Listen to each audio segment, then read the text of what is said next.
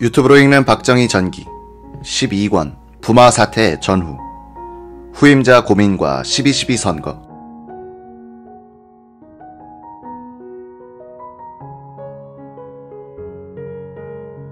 (1978년 4월 10일) 박 대통령은 또 죽은 부인의 추억을 일기에 담았다. 화창한 봄날이다. 후정의 목련이 활짝 피었다. 봄이 오면 어김없이 찾아오는 저 청초한 꽃 한 송이. 그윽한 향기도 예와 다름없다. 저 꽃이 피면 어쩌면 저렇게도 희고 깨끗하고 아름다울까 하고 좋아하던 아내의 활짝 웃는 얼굴이 불현듯 떠오른다. 대한항공 여객기가 항로를 잘못 들어 소련 영공으로 들어갔다가 소련 전투기로부터 미사일 공격을 받고 무르만스크에 얼어붙은 호수에 불시착한 사건이 발생했다. 박 대통령은 일기에 이렇게 썼다. 1978년 4월 21일 맑음. 서울 파리간을 취항하는 대한항공기가 21일 파리 오를리 공항을 떠나 서울로 운항하던 중 소련령 무르만스크 부근에서 야간 동토 호수 위에 불시착했다는 소식이 미국 방공망 레이더에 포착되어 통보돼 왔다. 아직까지는 사고의 원인도 알 수 없고 승무원과 승객들의 안부도 알 수 없다. 소련과는 국교가 없는 관계로 미국 등 우방국을 통하여 간접적으로 밖에는 정보를 입수하는 방법이 없어 초조한 마음으로 외신 등 그 밖에 정보를 기다리고 있다. 1978년 4월 24일 맑음. 18시경 칼기가 사고기의 승객, 승무원을 태우고 김포에 착륙했다. 사망자 1명의 유해가 먼저 내리고 부상자와 일반 승객들이 가족, 친지, 기타 모든 국민들의 영접을 받으며 귀국하다. 위급한 상황에서 취한 우리 승무원들의 침착하고도 여유 있는 긴급 조치와 한국인 승객들이 질서 있는 행동을 한 데 대한 칭찬의 소리가 대단하다. 그동안 소리 없이 심어진 한국인이라는 높은 긍지와 총화의 힘으로 다져진 단결심이 시시각각 생명의 위험이 다가오는 절망적인 상황 속에서도 각자 행동을 어떻게 해야 한다는 교양과 훈련이 쌓인 데서 우러난 결과가 아니겠는가 생각된다. 특히 그 비행기는 태극기가 붙어있는 우리 대한민국의 여객기고 그 비행기 조종사와 승무원들이 전원 우리나라 사람이라는 데서 더욱 더 자제심과 책임감이 생긴 것이 아닌가도 생각된다. 영국인 승객 한 사람은 호수 위에 불시착을 하는데 활주로에 내리는 것 같았다고 한다. 뒤에 동체로서 착륙했다는 것을 알고 신기에 가까운 조종 기술에 감탄했다고 수려하고 있다. 1978년 4월 25일 맑음. 불시착을 했던 대한항공기가 돌아와서 어젯밤부터 승무원과 승객들의 체험담을 종합해본 결과 사고의 원인은 역시 계기의 고장이 틀림없는 듯하다. 원인이야 여하튼 100여 명의 승객이 타고 있는 비무장한 여객기에 대한 소련 공군의 총격 행위는 결코 정당화할 수 없다.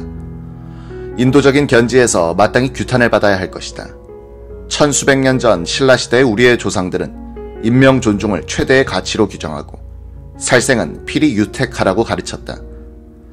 이것이 문명사회의 가치관이다.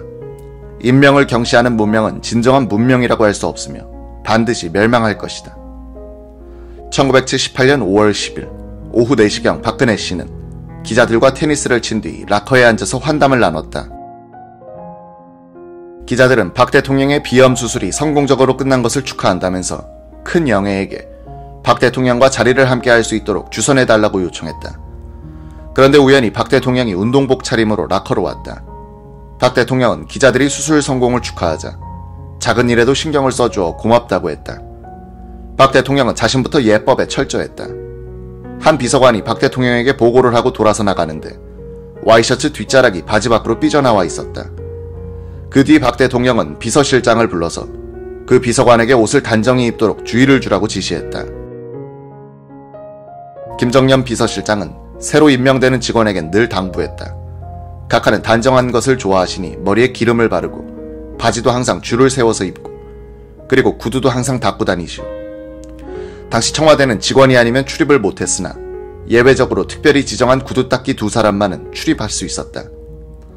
1978년 여름 어느 날 박 대통령은 전현직 육해공 참모총장들과 전현직 장관들을 초청해 다과와 회를 가졌다. 이 자리에는 김신 전 교통부 장관과 심흥선 전 총무처 장관도 참석했는데 두 사람 다 상처해 혼자 살고 있었다. 우연히 두 사람은 구석자리에서 이야기를 나누고 있었는데 박 대통령이 다가갔다.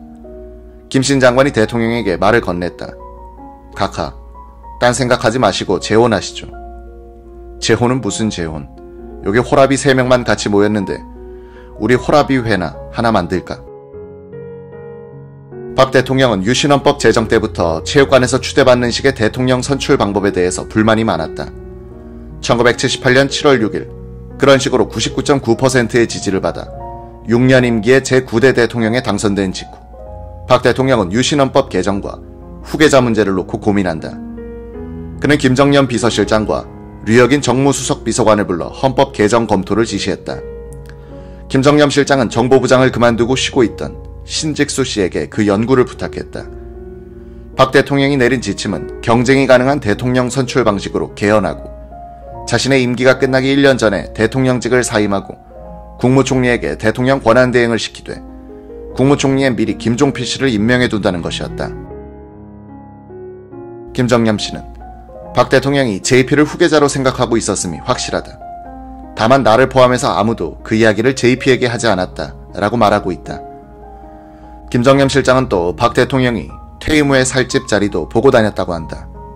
김 씨의 증언이 사실이라 하더라도 과연 박 대통령이 임기 중 사임을 진지하게 생각했을까에 대해서는 의문시하는 측근들도 있다.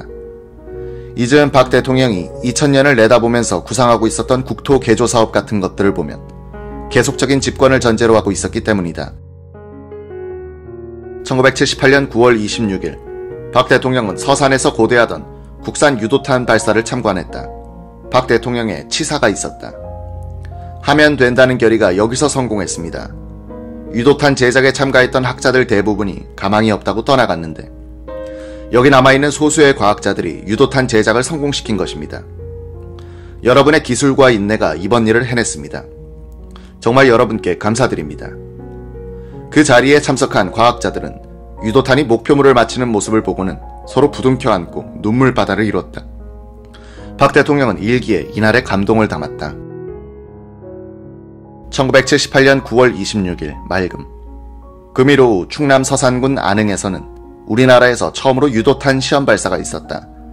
1974년 5월 유도무기 개발에 관한 방침이 수립돼 불과 4년 동안에 로켓 유도탄 등 무기 개발을 성공적으로 완성하여 금일 관계관들 참관하에 역사적인 시험 발사가 있었다.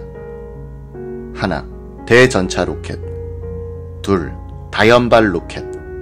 셋, 중거리 로켓, 가칭 황룡. 넷, 장거리 유도탄, 가칭 백곰. 네 종목 다 성공적이었다. 그동안 우리 과학자들과 기술진의 노고를 높이 치하하다. 귀로의 삽교천 방조제 공사장에 잠깐 내려서 공사 현장을 시찰하고 현장에서 수고하는 농업진흥공사 직원들을 격려하다. 진도 74%. 1979년 말 완공 예정이라고 한다. 1978년 9월 30일 오후에 테니스가 끝난 후에 청와대 식당에서 박 대통령이 기자들과 식사를 함께했다. 미사일 발사 성공이 화제가 됐다. 그때까지 내가 있을지 그만둘지는 몰라도 앞으로 10년이면 강국이 될 자신이 있습니다. 미사일 개발을 성공시킨 오원철 수석은 국보적 존재입니다.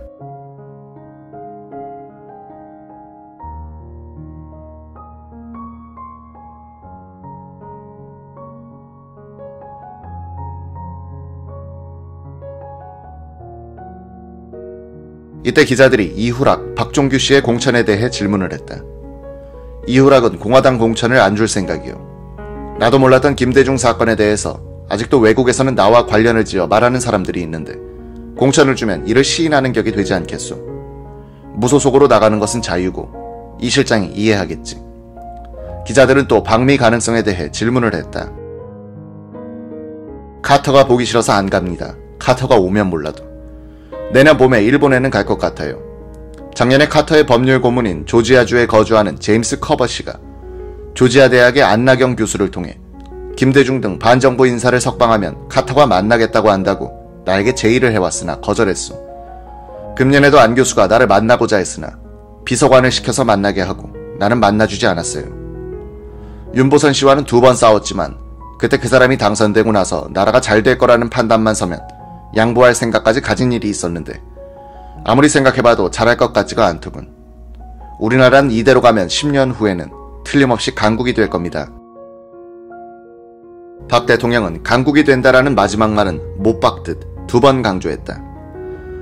1978년 10월 14일 오후에 박 대통령과 청와대 직원 전원이 청와대 뒷산에 올라가서 쓰레기를 주우며 자연보호운동을 했다. 작업이 시작되고 나서 잠시 뒤 직원들 바로 뒤에서 끝이 뾰족한 T자형 지팡이와 봉지를 듣고 박 대통령이 다가오며 쓰레기를 주었다. 박 대통령은 앞서가던 선우현 비서관에게 말했다. 비서실장이 먼저 인솔하고 올라간 모양이지.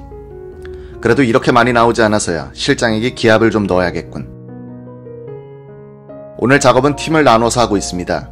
실장님 팀은 먼저 올라가셔서 이리로 내려오고 계시고 우리 팀은 올라가다가 중간 지점에서 합류하게 되어 있습니다. 그럼 여기 책임자는 누군가? 접니다. 저 엉터리 좀 봐. 그래서 이렇게 제대로 줍지 못했구먼.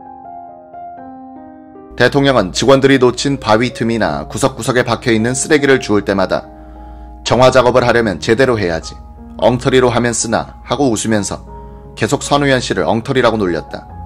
이렇게 쓰레기 줍는 행사는 한 달에 한 번 정도는 꼭 있었다. 1978년 12월 12일로 예정된 제10대 국회의원 선거에 대해서 박 대통령은 예전처럼 신경을 쓰지 않았다. 지금은 고인이 된 류혁인 당시 정무수석에 따르면 박 대통령은 국회의석의 3분의 1을 차지하는 유정회 의원들을 대통령이 지명할 수 있는데 무리하게 공화당을 밀어줄 필요가 없다는 인식을 갖고 있었다고 한다. 선거 책임자인 김재규 정보부장과 김치열 내무장관도 관건선거 배격을 건의했다. 이렇게 하여 12.12 선거는 가장 깨끗하게 치러진 선거가 됐지만 그 결과는 박 정권에 이롭지 못했다. 당선자는 공화당 68명, 이철승 총재가 이끌던 신민당 61명, 통일당 3명, 무소속 22명이었다. 총 득표수에서는 신민당 후보들이 공화당보다 1.1%포인트를 더 얻었다. 물론 신민당은 여러 지역구에서 복수 공천을 했으므로 사실상의 야당 승리란 주장이 수학적으로는 맞지 않았지만 정서적으로는 먹혀들었다. 박 대통령은 깨끗한 선거를 했다는 자부심을 믿고 공화당의 패배를 인정하지 않으려 했다. 12월 14일 대통령은 공명선거로서 또 한 번의 혁명을 성취했다는 소감을 밝혔다. 15일에는 국회의석의 3분의 1을 차지하는 유정회를 의식하고서도 국민들이 공화당에 그 정도의 표를 준 것은 평가할 만하다고 말했다. 그는 또 친여 무소속의 표를 합치면 공화당이 더 많아질 것이다라고 하여 득표율에 신경을 쓰고 있음을 내비쳤다.